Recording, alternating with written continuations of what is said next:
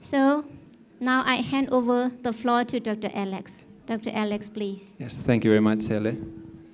Venerable members of the Sangha and respected colleagues and friends, welcome back. Very good morning, everyone. We are going to proceed now to open this conference, the academic side, with a panel on Nibbana and Abhidhamma, the discernment of phenomena. It's, as you know, this is about Patthana. And our first speaker is Venerable Dr. Visuddha, the abbot of the Tabagu Torah Monastery in Pheu Luin. He holds a PhD from the University of Mahachula in Bangkok.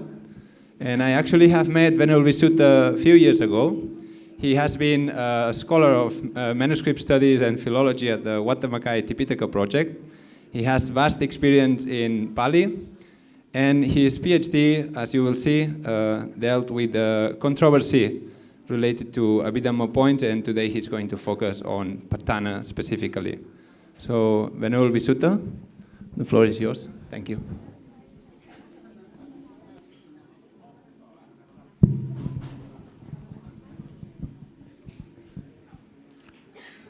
Namo Buddhaya, Mingala Shido Nanakani Bhavya. The most venerable international Sangha member, Professor Venerable Dr. Khammai Dhammasami, and DPhil. Very good morning. It's a great pleasure for me to be here, the great Grand Party ceremony. So may I wish party, wish great birthday, successful birthday, happy birthday to our the most venerable Professor Khammai Dhammasami. And first of all, I would like to express my sincere thanks to the Dr. Khammai Dhammasami and the Dean of SSBU, lecturer, for inviting me to present my paper. And once again, it's a great pleasure for me to be past speaker, because as soon as we open the presentation session, I can bring all of you to Nibbana. So let's go to Nibbana together. What is Nibbana? Nibbati etena ragaki adhikoti Nibbana. Nibbana is that by which grief, fire, etc. are extinguished. That is made by Sumingala Sami Mahathira in Abhidhamma Vibhavini Diga. Ladies Yaro say, Nibbanandi ita, Nibbayanti sabe, Vata Dukha Sandaba, eta samaiti Nibbana. Nibbana is that in which all grief and suffering or cyclic existence are extinguished. So you will see the difference between two formal definitions. Here, by which or in which, in Pali, etena or etasame.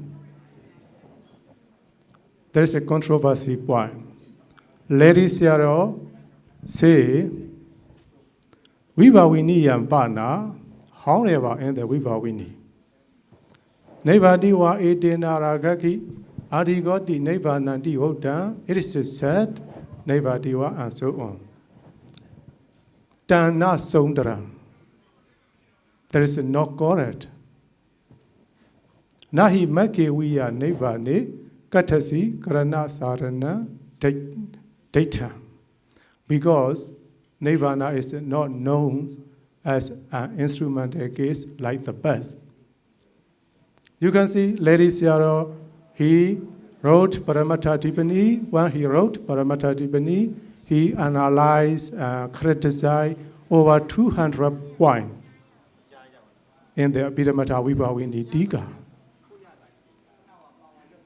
Sometimes he used term not Yosati, that is not proper. Dan Savana Pichetabam, all of that is should not be believed. Dansaban na yodam, all of that is not proper. He used such a strong word. But sometimes he support to the Abhidhamma Vibhavini, then you can see Tampaliya Anagatambi Josati Yewa, even though not coming to the Pali canon, that is indeed reasonable. Tambi Dena Briya Yena Josati Yewa, that is too reasonable in the me of formula. Tambi Yogdan we are Desati, that is also sent to Proba. You can see Lady Siaro criticized many points, but sometimes he support to the Vibhavini. But in the Myanmar, what happened is just say Lady Siaro rejects Vibhavini Tikajo. So some scholar who found out the Vibhavini, Abhidhamma Vibhavini, they disliked Paramata Dipani, they're trying to defend Abhidhamma Vibhavini Tika, and they wrote many scholarly work. Out of them, I introduce you some book, the Ankura Tika by Sierra Wimala Wansa Lingara, Paramata Wisodani Tika Tit by the Dhammayon Sierra, Abhidhamma Vibhavini by Sierra Dagarabi Tisa, Anti Sundaranjam. These three are in Bali, but it not have been translated into Myanmar. If you are interested, you can translate this Bali. Ti Sundaranjam, that is in Myanmar language by Unada, because he named this book as a Ti Sundaram, because when he criticized, analyzed, and when he made conclusion, he usually put the word down at least on Daranti Tatapa. He support to Vibhavini and saying, Lady Sarah say, Tan na Sondara. Unada say, Tan at least on Daranti Tatapa. Lady Sarah say, that is not good. At least Unada say, that's very good. His test also very interesting. The thing is, at least on Daranjam. Next one is Menkem Tika Jogandi, that's in Myanmar commentary. All of these books are making argument according to grammatical point of view. None of them deal with the Abhidhamma point of view, or none of them deal with the Patthana point of view. So I'm trying to deal with Patthana point of view. So first, we should know the meaning of Patthana. Patthana means condition, which is a sort of phenomena. So when we study Patthana, we must know 3 points. That's the main 3 points. Without knowing this main 3 points, we cannot understand Patthana. There's in Pali, Pajaya, in English, condition and state. But this time is a little bit technical. I will use Pajaya as a cause in simple language. Pasyopana, condition state. Okay, we can say simply the result. Pajaya, the cause. Pasyopana, the result. Pasyasati, the conditioning force. Okay, we can say the weight of cause. Okay, that is what are the Pasya? What are the Pasyopana? What are the Pasyasati? Pasya. When we study Abhidhamma, we all study the 4 ultimate truths, 4 ultimate reality, Saita, Saitadika, Rupa, and Nirvana. And not only 4. In Patthana, we can see Pinyati too. These 5 Pata, Saita, Saitadika, Rupa, Nirvana, and Pinyati, perform as Pasya, or perform as the cause. In the side of Pasyopana, among the 4 ultimate reality, only 3 can be Pasyopana. That is Saita, Saitadika, Rupa. They perform as a Pasyopana. The Nirvana and concept Pinyatis are not conditioned state. They are only conditioning state. Or let's say, Nirvana and Pinyati is only the cause. They never be the result in the Patthana. And Pasyasati, you all know Hetu Pachayo, Aramana Pachayo, Dipati Pachayo, and so on. We can have 24 conditions, force. So when we approach to the Patthana, we had to think of, we had to classify the phenomena of before that I want to make clear that Pisyo me, conditioning me, supporting to maintain or to arise. Commentary says, Yohi Dhammo, Yan Dhamma, Abhisakaya, Taitatiwa, Opasatiwa, So Dasa, Bajayo Di Odam. In Myanmar, Pise, Dise, Inatwe, Kole, Jesu Bu. Here I would like to raise one idea that when I was studying Patthana for Pattamajita, I just remember, I memorized this passage, but I did not aware that Pisaya me only support to arise and to maintain, not support to pour down, not support to broken. That's the good one you should know. So when we study Abhidhamma, we had to classify all the phenomena into 3 groups or into 2 groups.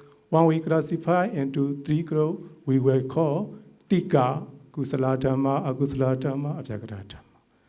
We classify into 2, maybe we call Dukkha. Here, we will approach in the Tika, to the Tika, Kusala Dhamma, Akusala Dhamma, Abhyagata Dhamma. We have to classify. Now we are going to deal with the Nirvana. Okay, let's go back to the Vikaha. Nirvadiwa, Edena, Ragaki, Artikoti, Nirvana.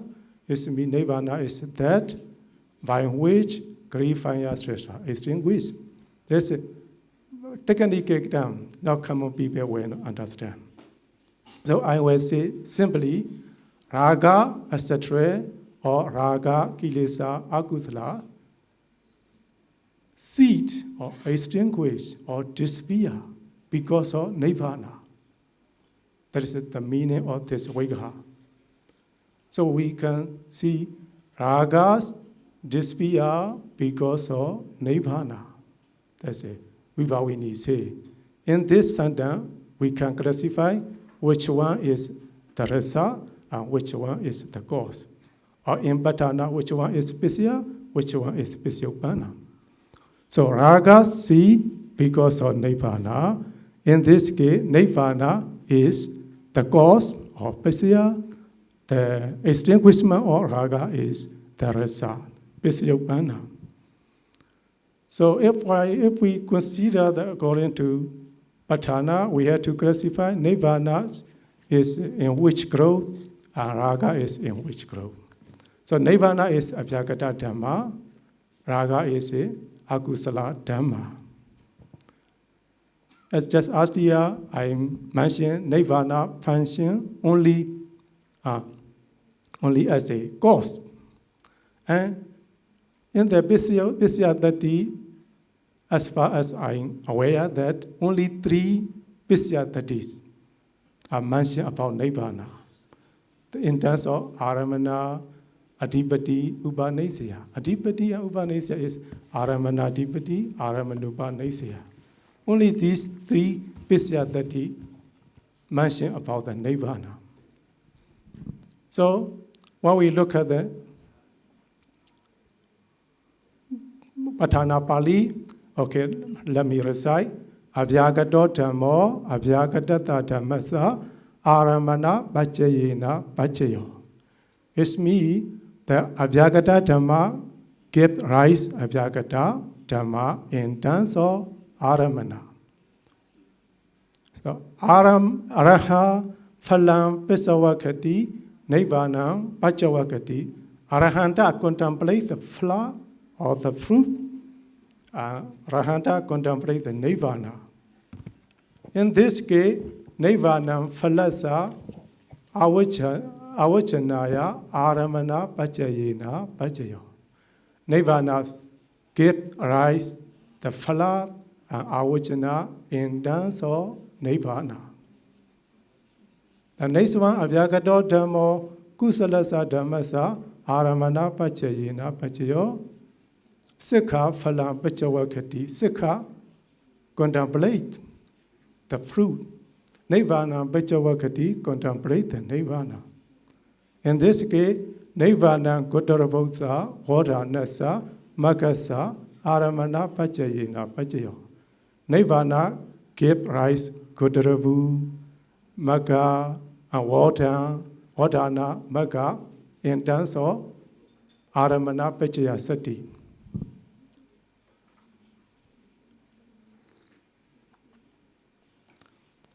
As far as I am aware about the Nirvana, only Abhyagata Dhamma Kusala Pyabhya and Pya good. Not Pya good. I mean Abhyagata. Nirvana is Abhyagata, Raga is Agusala.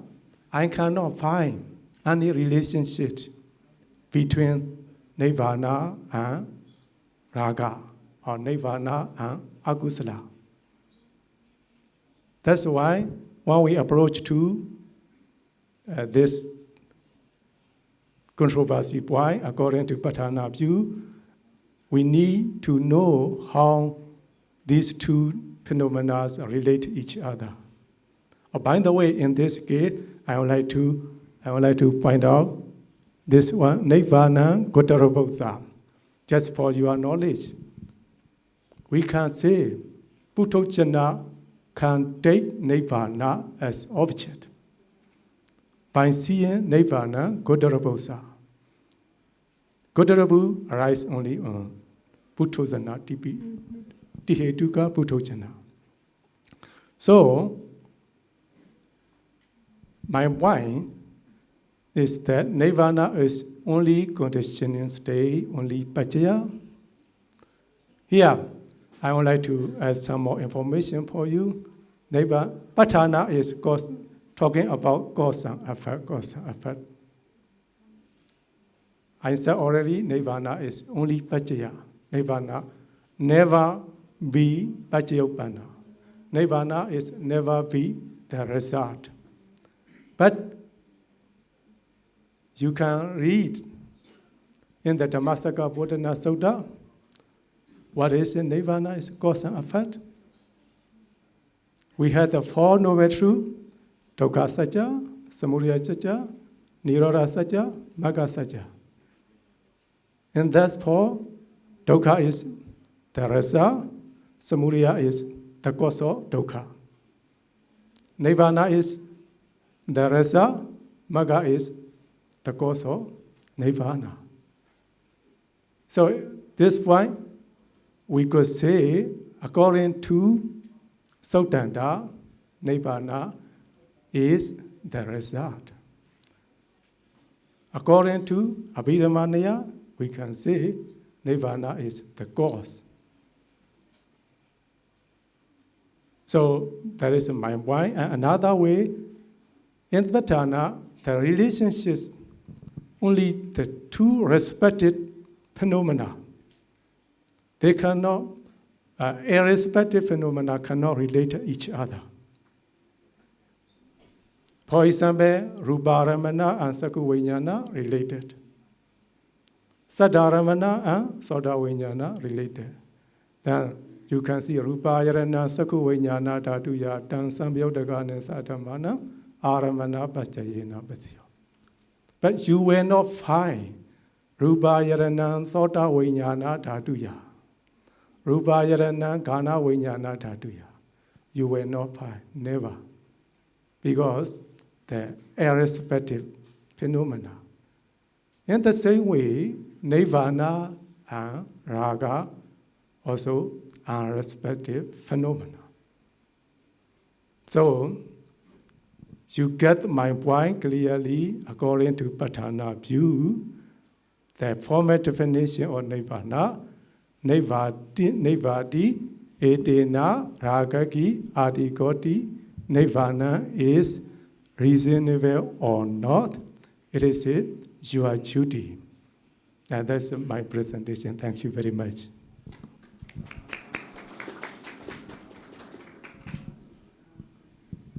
Thank you so very much, Venerable Dr. Visuddha, for your very clear presentation, I think, of a topic that is actually quite complex. So even I could understand, so it means it was very clear and very good. Venerable Visuddha has dealt with these points of, the famous points of controversy that the Venerable Lady Sayadaw raised against the famous Tika Jaw. And then that is well known, but the commentaries that were defending the Tika Jaw are not so very well known.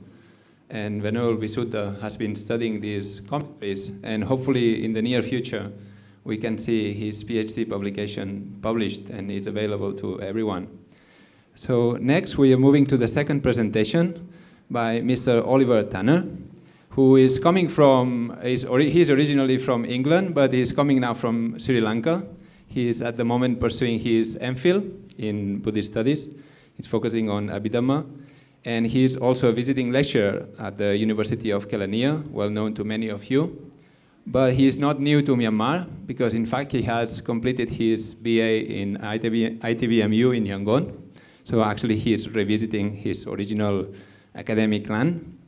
We are very happy to have him here, and the paper he's going to present has as a title, Discernment of Phenomena. And it's mostly about the very necessary relationship between Bheda, that means the analysis, and Sangaha, that means synthesis. So the floor is yours, Oliver. Thank you very much.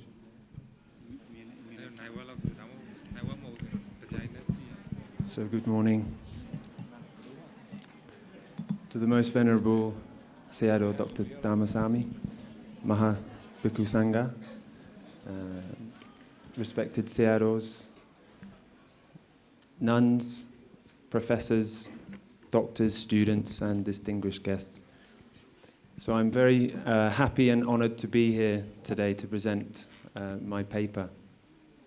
As Alex mentioned, I began my textual studies here in Myanmar 5 years ago, and some of my old teachers are here today. So now I continue my studies in Sri Lanka with a special interest in Abhidhamma.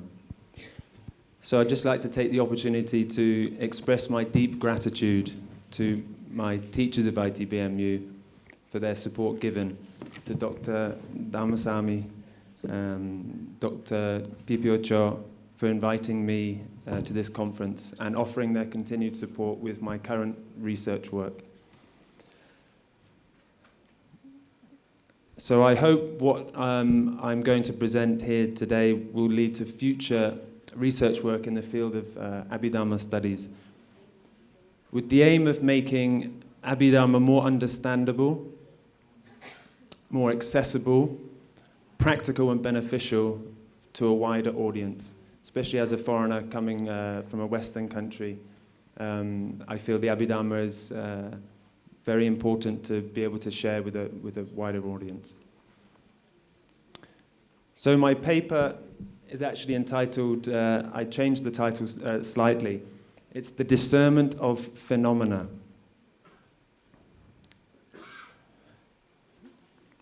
So I thought I would just put up why I decided to select that particular title. It's always difficult trying to select English words to describe what I'm trying to describe in Pali.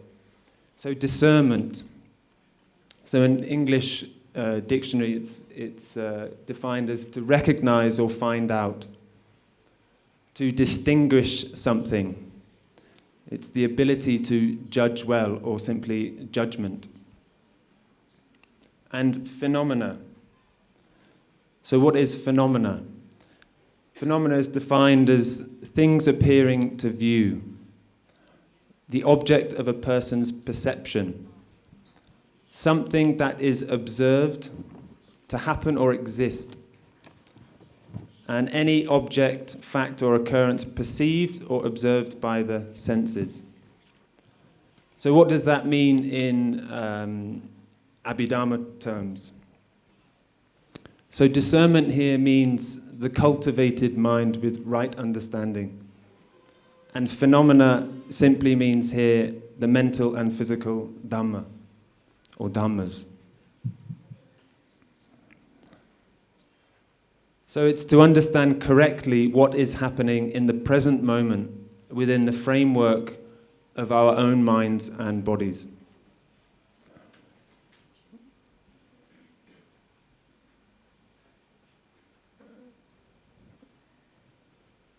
So theoretically, the Abhidhamma can be studied and learnt like any other subject. But the real Abhidhamma is not in a book. It's not in a book. It lies in understanding phenomenal experience at the direct experiential level.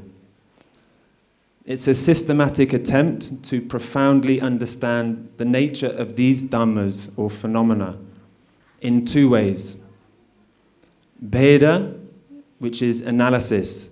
This means the dividing of mind and matter into their constituent parts. And then Sangaha, synthesis. This is to see then how they are dependently connected. So I quote here Venerable Nyanaponika Thera, when he comments that there is a danger only in an analytical approach of the whole, which will lead to little wholes, and thus the parts become regarded as permanent, substantial throughout the three divisions of time. In this regard, the twofold approach is necessary. So the analysis of mind, the analysis and definition of mind plays an important role in the teachings of the Buddha, for the reason that its thorough understanding leads to the development and cultivation of the right mentality, which brings about the freedom from mental dis-ease. To know clearly what mental states are to be developed is also to know clearly the mental states to be abandoned and eliminated. And to do this is to equip oneself with the tools necessary for skillful mental culture.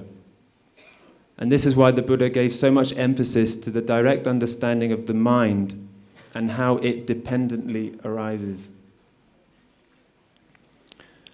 So the content of what I'm going to show you now is nothing new to you. You are very familiar. But perhaps the way in which it is presented is new. So I would call this a Sutta Abhidhamma practical approach applied using this Bheda and Sangaha method.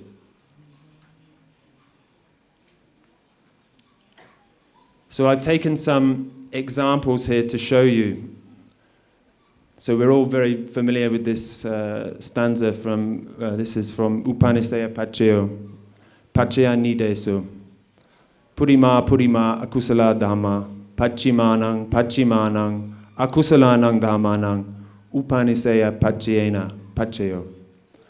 So this, translated into English, preceding unwholesome phenomena is a condition for subsequent unwholesome phenomena by strong support condition. So this is what we read in the text, but what I'm going to try and show you now is how this is maybe applied in practice. So first, the analysis. Lobha can be discerned as a mental phenomena when it arises in 8 unwholesome ceta. Dosa can be discerned as a mental phenomenon when it arises in 2 unwholesome ceta.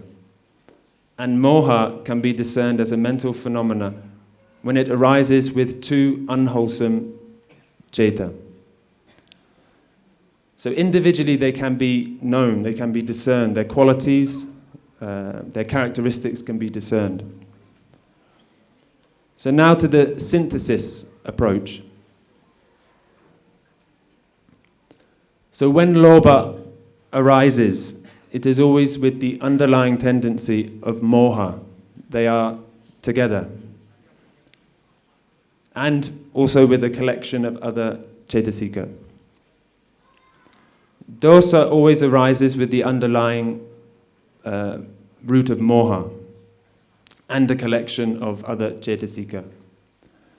Lobha and dosa never arise at the same moment and condition. So they never arise in the same moment because of their different natures. However, there is a relation in the subsequent moments. If craving arises for a particular object in the mind, and if that object is obtained, one rolls in that craving, which is the seed for future arising of that same craving, which, as we know, as craving arises, simultaneously dukkha arises. So if craving arises and that object is not obtained, one experiences mental unpleasant feeling. And one rolls in it, which is the future seed for the arising of that same unpleasant mental feeling, which, again, is simultaneous arising of dukkha.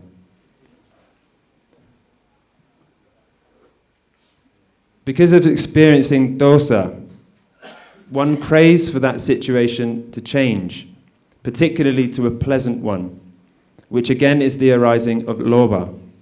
And in all cases, the underlying root is moha. So I'm showing that in one moment we might have a moment of dosa, but in the next moment there is a craving to get rid of that same dosa, to replace it with a pleasant feeling. And then again, with the pleasant feeling, we hang on to that, we cling to that. When that feeling changes, again we're experiencing dosa. So it's round and round. The synthesis approach shows how they are conditioning each other. So then how is this process reversed? What can we do? Because this process, for many of us, is going on all the time.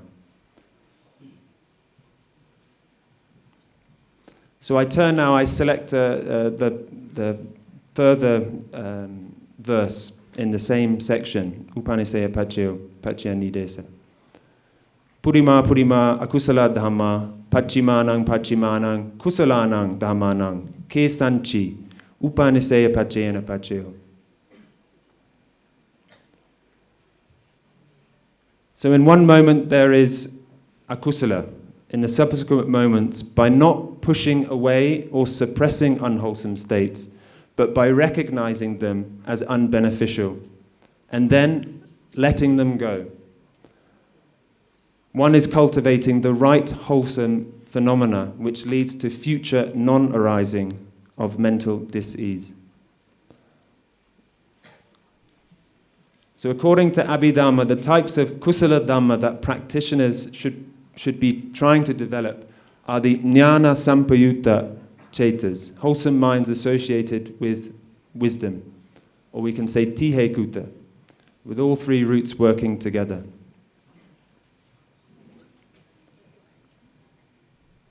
So this shows that there is kusala. Kusala is always good.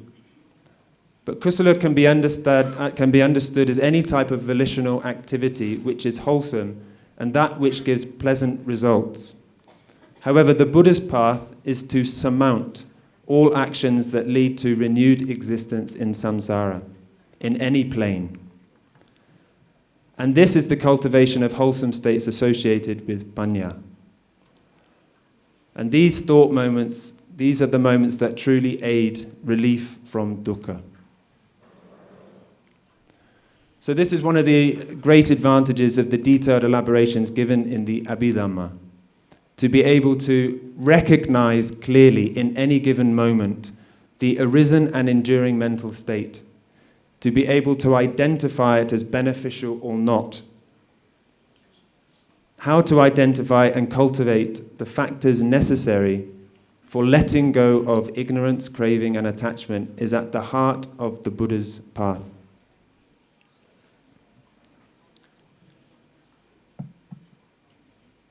So I've selected a next example. This is actually, I'm just really beginning my MPhil research work, and it's on this section of the Patthana, Panyawara. So I'm just beginning my work, so I thought I would just select one verse just to make another illustration. We find here a more descriptive method for how akusala dhamma is apprehended with right understanding. So we can read here, akusalo dhammo kusalasa dhammasa aramana pacchayena pacchayo seka wa putujana wa akusalang aniccato dukkhato anattato vipassanti. So akusala, the mental unwholesome state, is taken as object of the mind, attending to that object as not permanent, unsatisfactory, and not self. So you can see here in the English translation, unwholesome phenomena is a condition for wholesome phenomena by object condition. When a trainee or a worldling sees clearly unwholesome as not permanent, unsatisfactory, and impersonal. So this Abhidhamma analysis and synthesis approach to help understand the impersonal phenomenal experience is clearly seen in the teaching of anicca, dukkha, and anatta. The different characteristics are observable as distinct features. However, they are inseparably linked as all three aspects of the same phenomena. So we ask the question, anatta. Why is it anatta?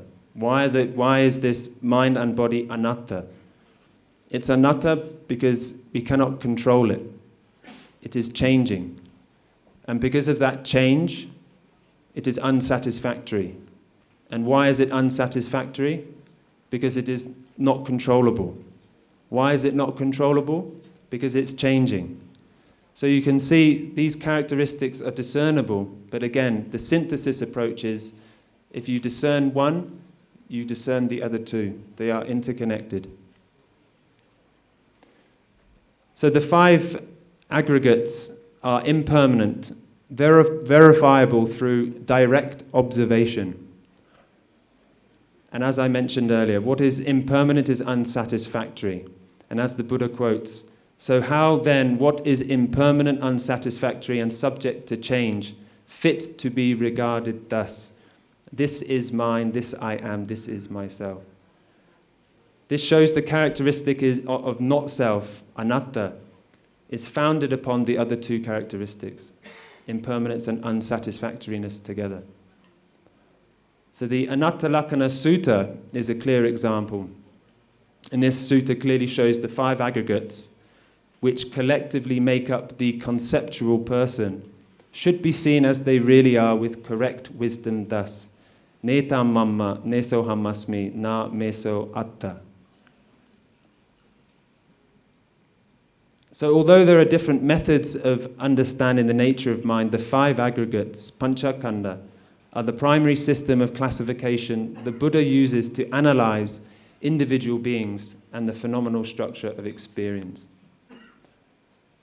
And it's these five aggregates which are treated in detail throughout the Abhidhamma Pitaka and are by far the most important to understand for the realization of Nibbana. For it is here and right now, that the phenomenal experience is to be understood. Within the five aggregates, the truth and cause of dukkha, and the relief from dukkha, and the way that leads to the relief from dukkha are fully understood. So I'll just conclude my presentation by just making a final note.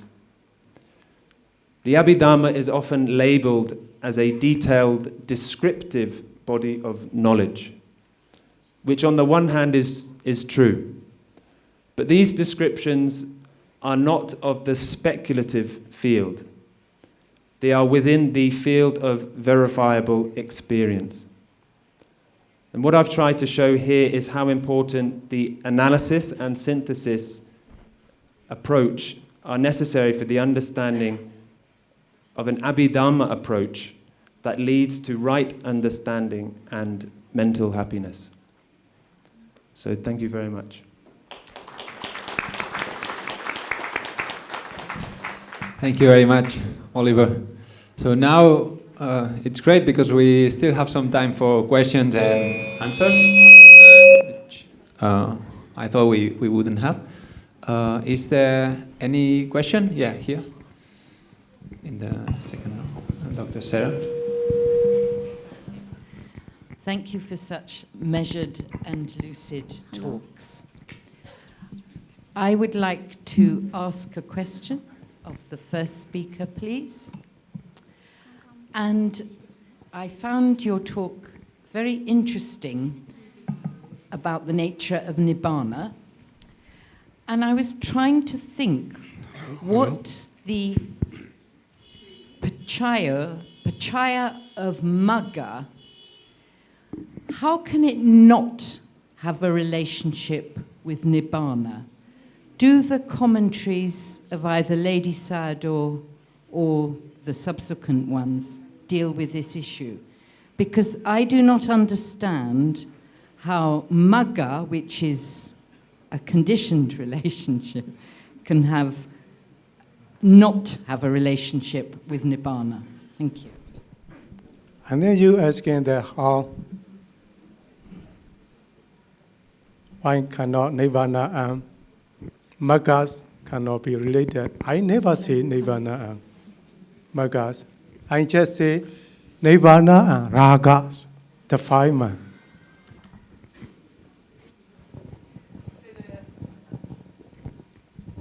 So I think our questions are related. I'm interested, Venerable Suda, in, is it possible to get your slide back up? So you talk about the lack of a possible relationship between Nibbana and Raga, but the quotation is actually about the relationship between Nibbana and Araga. So the absence of Raga. It's not a relationship with the cause with Raga, but with the absence of Raga. So that's our question, I think. Yeah. How can that? Here. That's one?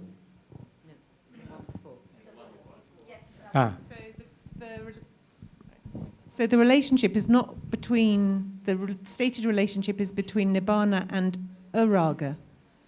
So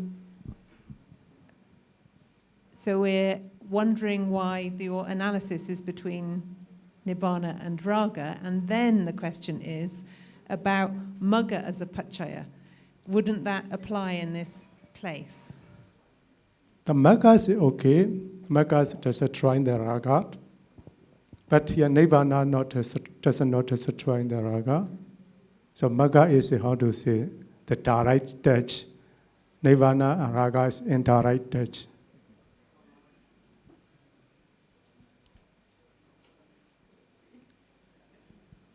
Please, could you say that again? Thank you, Bhante. Magga does destroy Raga, Kilesa. Yeah. Okay, they can relate. Mm-hmm.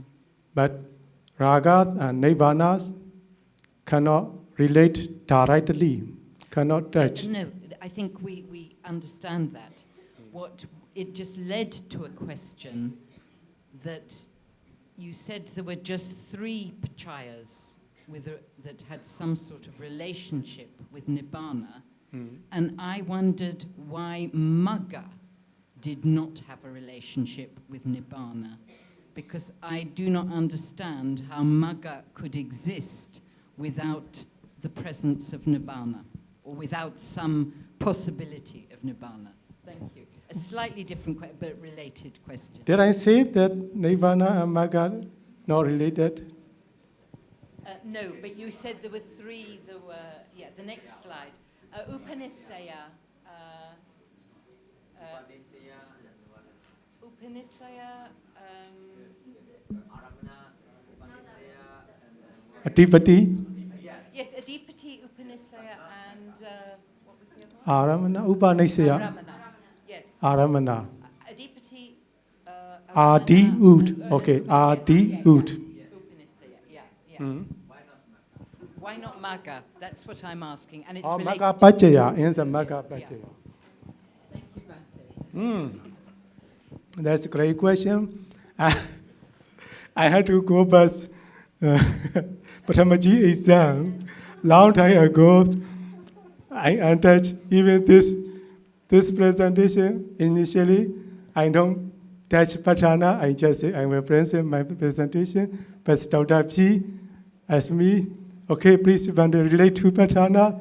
So I'm relate to Patthana. So I'm not sure. I think no, because I search application, typical application. You can type Nibbana. The one Nibbana you can find only Aramana, Upanishaya, and Adipati, not in the Magga. But I cannot say exactly the reason why it's not Nibbana.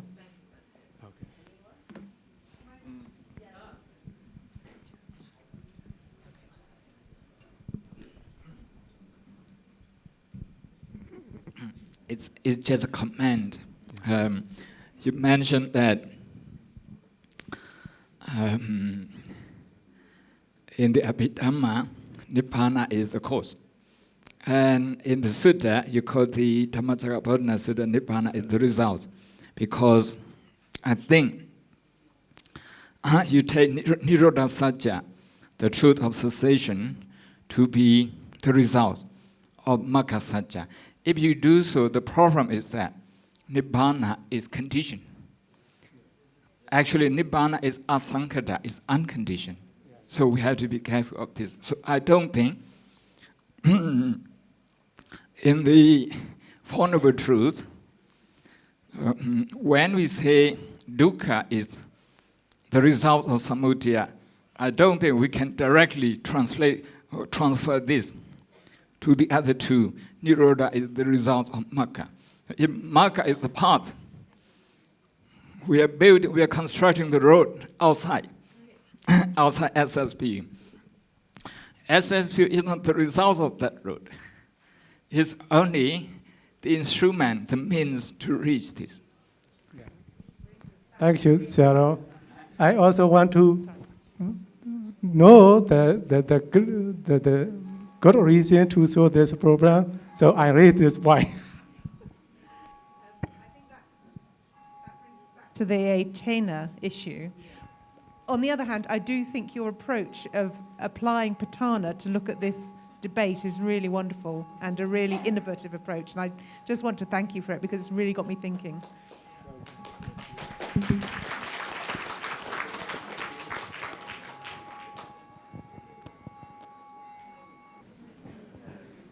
Thank you very much for the panel, for the wonderful presentation, and the thank you to the audience for the thought-provoking questions. So this is the time, because it's already time for lunch. I think we will proceed with the presenting certificate by the chair to the panelists. In that, may I invite Chair Dr. Alex to present certificate of appreciation to the panelists, Venerable Wisoda and Mr. Oliver Turner. Thank you. Sadhu, sadhu, sadhu.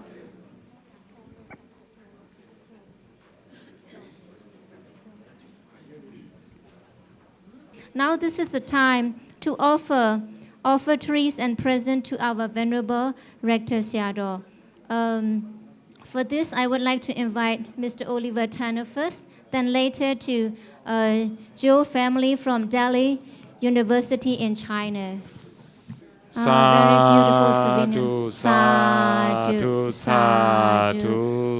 Present from Sri Lanka, I suppose, and yes, that of the tooth relic over the elephant. And next, Joe may family. I call upon Joe family from Delhi University from China. They are visiting students at SSBU. From Dali University, China.